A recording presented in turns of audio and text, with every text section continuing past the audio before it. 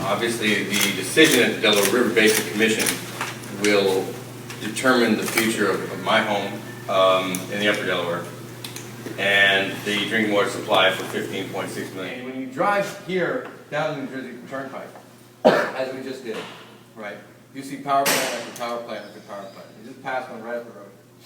Fossil fuel burning power plants that we know are discharging into those bodies of water.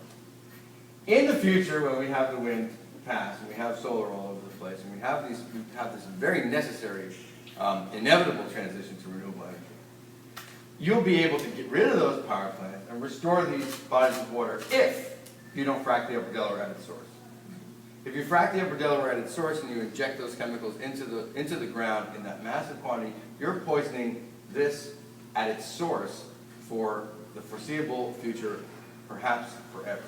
If you leave behind the toxic, leaking, chemical infrastructure in the Upper Delaware, it doesn't matter if one day you get rid of those power plants down here and change them into wind power. It doesn't matter if you move those power plants to solar, because you're contaminating the source of your water at its source.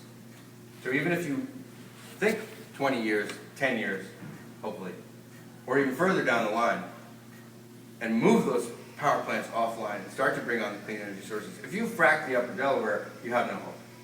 You have no hope of fixing those waterways. You mentioned about the threat to the Delaware Basin. Here in Delaware, we currently don't have any body of water that you can drink out of, that you can fish out of, without having health consequences. We've already had problems with pollution. We don't need to make them. The River Basin Commission has been telling us time and time again that gas drilling, this activity, will have a substantial adverse effect on the water resources of the Delaware River Basin. So we know if it happens, it's going to do damage. The Basin Commission knows if it happens, it's going to do damage. And yet, rather than take action to prevent drilling in our basin, to not allow, they are now proposing regulations that would legalize drilling, that would make it okay for drilling to happen in our watershed under the law of the land.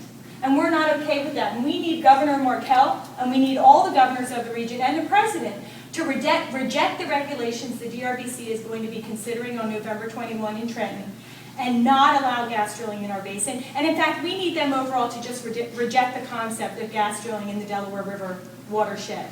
As I said, in Trenton, at the War Memorial on 11/21, there will be a vote about whether or not we allow drilling to go happen. And people are going to be coming out in order to exercise their First Amendment rights to stand against this decision, and we hope all of you will join us. Thank you. Even though it looks as if the majority of the Delaware River Basin Commission voting members will approve these inadequate rules and do the wrong thing and lift the moratorium on drilling in the Delaware River watershed, we are trying to prevent that from happening by using our First Amendment rights now, too, to speak up to our governors and to the Army Corps of Engineers and to President Obama and say, don't vote on November 21st to approve those rules, don't lift the moratorium, and as Maya said, don't drill the Delaware. So what we'd like to ask you here, as activists, as people who are coming to get educated, is to take that action alert with you. Those phone numbers are on there. Go to our websites, look up those numbers, and just flood. Get your friends to do it, get your family to do it. Just flood those phone calls this week. We really can change this if they hear from enough of us. On the side of the Limestone Presbyterian Church, there's a banner across the side of the building that comes from the Hebrew Scriptures. It says, "The earth is the Lord's." In the end, all that we see belongs to the one who created it all. We're doing a horrible job at taking care of this. We do have alternatives. The four governors of Delaware, New York, New Jersey, Pennsylvania, and the President of the United States are going to decide whether or not to open up our watershed to gas drilling. Now, they've told us they don't care what the people think about whether or not they open up our watershed to drilling, because they've offered up no opportunity for public comment for any public process. So they've already dismissed us.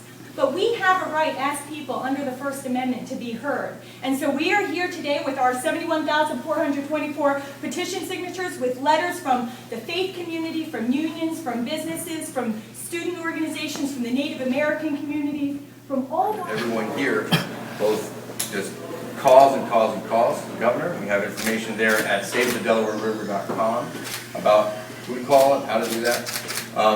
And it's extremely important that everybody in this room comes on November 21st. If we are in the room with this decision on November 21st, it's a 2,000-seat hall. You know, we need to fill that hall. If we're in that hall, we can change this.